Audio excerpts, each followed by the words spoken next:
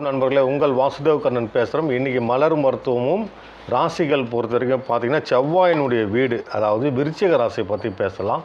அதுவும் மேலே மேஷமும் செவ்வாயினுடைய வீடு தான். அதுக்கு நேராக கீழே பார்த்திங்கன்னா விருச்சகம்னு இருக்கும். அதுவும் செவ்வாயினுடைய வீடு தான்.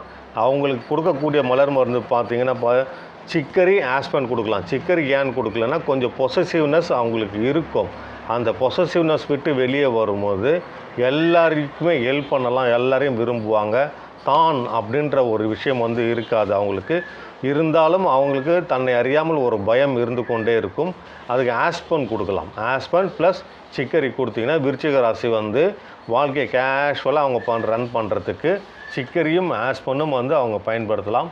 மீண்டும் ஒரு நல்ல பதிலில் நான் உங்களை சந்திக்கின்றேன். உங்கள் வாசுதேவ கண்ணன்.